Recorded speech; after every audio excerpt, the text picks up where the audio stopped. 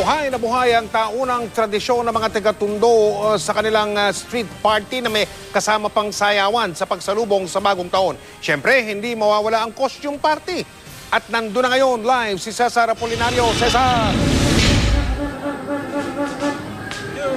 Alam mo, Mike, ang nakikita ko ngayon, yung mga nagpapaputok, mga nag-iinuman, at siyempre yung lagi nating ginagawa na kulang-kulang isang dekada na, yung sugod bahay. Pupuntahan ko si Ate Risa o Raisa. Si Ate Raisa nagluluto ng... Ano po yan, Risa? Ano ba to yung ano? Kaldereta to, kaldereta. Kaldereta. Ang dami yung handa, may lechon, ano pa, yung malagkit, di ba? Meron kayo. Oo. Bakit lagi may malagkit? Para daw yung sama-sama yung pamilya.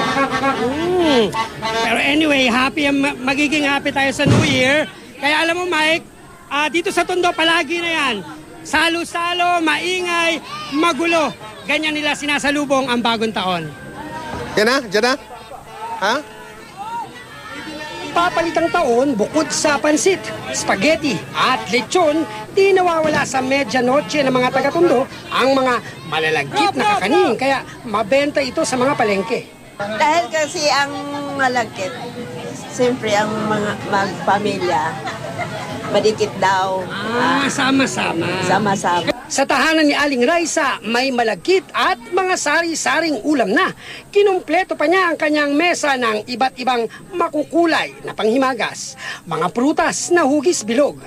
Tsokolate, peras, kastanyas na marami. Kanta yun na. So ano, Mami, ito hindi nawawala to sa tuwing New Year. Bakit to? Ba't may mga prutas ka na bilog-bilog? Yung nasabi, kailangan daw bilog-bilog para swerte. Swerte, parang pera. Ito ano, papel, hindi naman bilog. So paano yun? Ito, may lechon ka pa. Binili ng pamangkin ko, sir, kasi Yan. galing siya sa kararating daw. Ano ito? Para mamantikaan ng labi. Ganun daw. Para buong taon, may mantika labi nyo. Kung sa loob ng tahanan, di nawawala ang mga nakasanayang paniniwalang Pinoy na Pinoy. Sa labas naman, paingayan at palakasan ng paputok. Nagpapaalis daw ng malas at masasamang elemento. Tanggal ng malas para dumating ang bagong swerte, para magkaroon ng bagong buhay.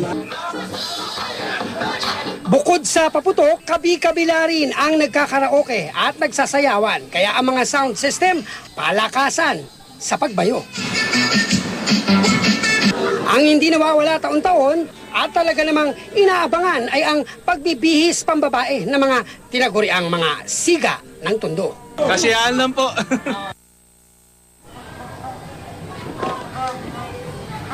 Mike, yung mga siga ng Tondo hindi ko pa mahanap dito pero meron ditong makakausap natin. Sandali. Asa na yun? Halika nito. Naku po, mga... Ano to?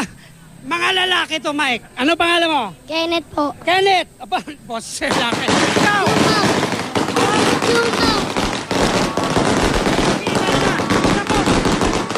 Hindi sila mahihintay mo, Mike. Sobrang ingay dito. Happy New Year! Maraming salamat, Cesar Apolinario. Naloko na. Mutuko na.